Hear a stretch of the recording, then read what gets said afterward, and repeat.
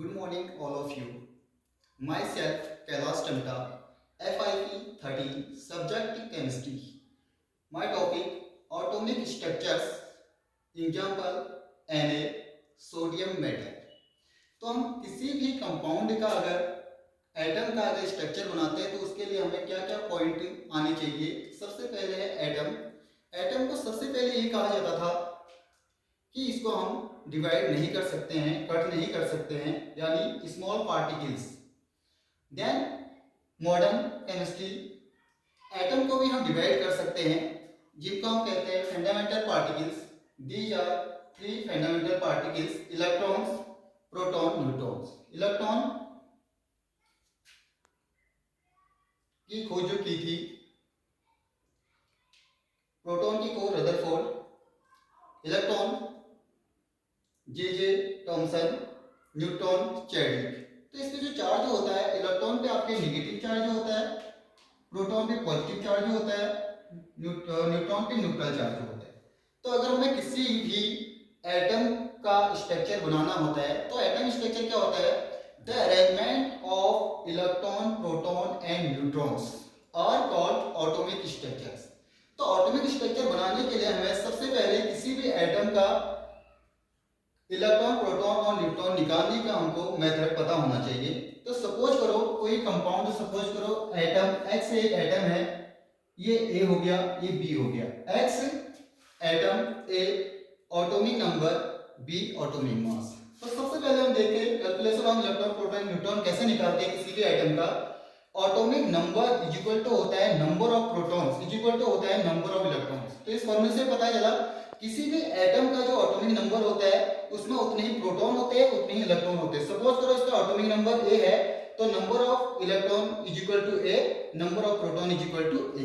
Then उसके बाद करते हैं number of neutrons, atomic mass minus atomic number, B minus A करेंगे तो इससे आपका आ जाएगा नंबर ऑफ न्यूट्रॉन्स. फिर हम उसको एडजस्ट करेंगे. कैसे एडजस्ट करते हैं? सबसे पहले निकाल लेते हैं एग्जांपल सोडियम का. तो Na आपका सोडियम मेटल हो गया 11 और 23. तो एटॉमिक नंबर इसका 11 है तो इलेक्ट्रॉन भी 11 होंगे, प्रोटॉन भी 11 होंगे और न्यूट्रॉन क्या होंगे? Atomic mass 23 minus 11 is equal to 12. तो अब इसको हमें अरेंजमेंट करना है एटॉमिक स्ट्रक्चर में. तो क्या होता है, जो कोई भी एटम का न्यूक्लियस होता है, ये न्यूक्लियस है, न्यूक्लियस में आपके प्रोटॉन और न्यूट्रॉन होते हैं. 11 प्रोटॉन प्लस 12 न्यूट्रॉन. तो इसको ऐड करोगे 23 आ रहा है तो ये कहलाता है एटॉमिक मास. और इसमें प्रोटॉन पे कैसे चार्ज है? पॉजिटिव है. न्यूट्रॉन पे न्यूट्रल है तो ऑलवेज हमेशा जो न्यूक्लियस पे जो चार्ज होता है वो कैसे चार्ज होता है? पॉजिटिव का. अब इसके बाद जो सराउंडिंग में इसके इलेक्ट्रॉन होते हैं K L M N S shell में. तो सबसे पहले हमारा के सेल, एल और एन ये होते हैं. इससे पहले हम देख लेते हैं कि इलेक्ट्रॉन को सेल में कैसे डिवाइड करते हैं. 2 8 1 2 8 1 में इसको हम डिवाइड कर देते हैं के एल एन. अब इसमें देखते हैं के सेल में आपके 2 इलेक्ट्रॉन, ये के सेल हो गया. एल में 8 इलेक्ट्रॉन, 2 4 6 8 एल सेल. एम में बचा हमारे पास केवल 1 इलेक्ट्रॉन, एन सेल. तो ये हो जाते हैं आपके सेल्स. इसके बाद सेल के बाद इलेक्ट्रॉन जाते हैं सब सेल.